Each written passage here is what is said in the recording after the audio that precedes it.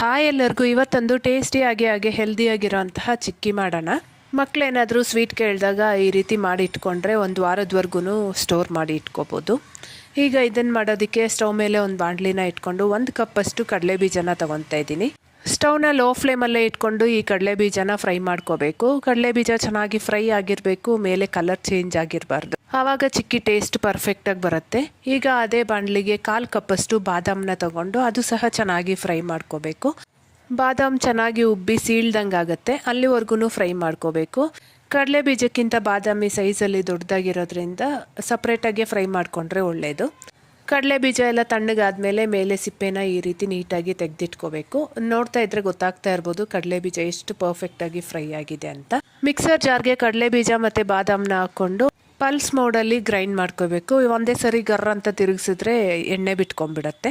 ಅಷ್ಟೇ ಅಲ್ಲದೆ ಕಡಲೆ ಬೀಜ ಬಾದಾಮಿ ತಣ್ಣಗಾದ್ಮೇಲೆ ಗ್ರೈಂಡ್ ಮಾಡಬೇಕು.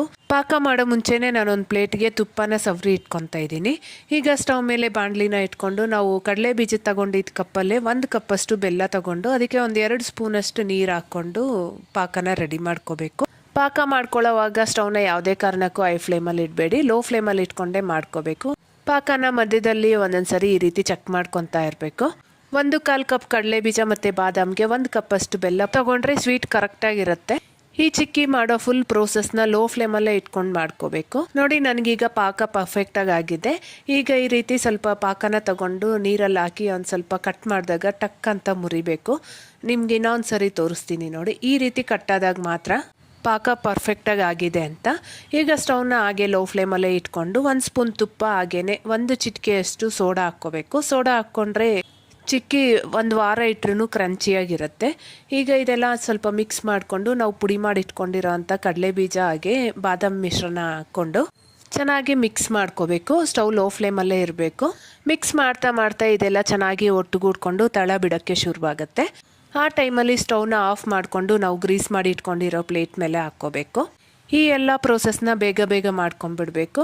ಸೊ ಪಾಕ ಮಾಡ್ಕೊಳ್ಳೋ ಮುಂಚೆನೇ ಏನೇನು ಬೇಕೋ ಎಲ್ಲ ರೆಡಿ ಮಾಡಿ ಇಟ್ಕೊಂಡೇ ಇದ್ರೆ ಈಸಿಯಾಗಿ ಆಗುತ್ತೆ. ಇಲ್ಲಿ ಒಂದು ಕಾಮಿಡಿ ಏನಂದರೆ ನನ್ನ ಮಗ ಕರೆಕ್ಟ್ ಟೈಮ್ಗೆ ಚಪಾತಿ ಕೋಲ್ ಇಟ್ಕೊಂಡಿದ್ರೆ ಅದನ್ನ ಎತ್ಕೊಂಡು ಹೊಟ್ಟೋಗಿದ್ದ. ಈ ಮಕ್ಕಳೇ ಅಷ್ಟಲ್ವಾ, ನನ್ನ ಕೈಗೆ ಸಿಕ್ಕಿದ ಕಪ್ಪಲ್ಲೇ ಒಂದು ಸ್ವಲ್ಪ ಸ್ಪ್ರೆಡ್ ಮಾಡಿಕೊಂಡು ನಂತರ ಚಪಾತಿ ಕೋಲ್ನ ಹುಡ್ಕೊಂಡ್ಬಂದು ನೀಟಾಗಿ ಸ್ಪ್ರೆಡ್ ಮಾಡ್ಕೊತಾ ಇದ್ದೀನಿ. ಸದ್ಯಕ್ಕೆ ಬೇಗನೆ ಸಿಕ್ತು.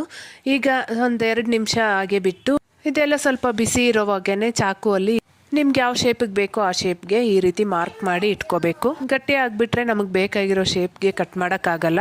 ಬಾದಾಮ್ ಹಾಕಿರೋದ್ರಿಂದ ಟೇಸ್ಟ್ ಮಾತ್ರ ತುಂಬ ಚೆನ್ನಾಗಿತ್ತು. ಅಷ್ಟೇ ಅಲ್ಲದೆ ಬಾಯಲ್ಲಿ ಹಾಕ್ಕೊಂಡು ಕಚ್ಚಿದ್ರೆ ಟಕ್ ಅಂತ ಕಟ್ಟಾಗ್ತಾ ಇತ್ತು, ತುಂಬ ಚೆನ್ನಾಗಿತ್ತು.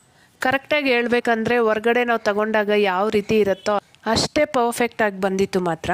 ಈಗ ಇದು ಒಂದು ಅರ್ಧ ಗಂಟೆ ಆದಮೇಲೆ ಚೆನ್ನಾಗಿ ತಣ್ಣಗಾಗಿದೆ.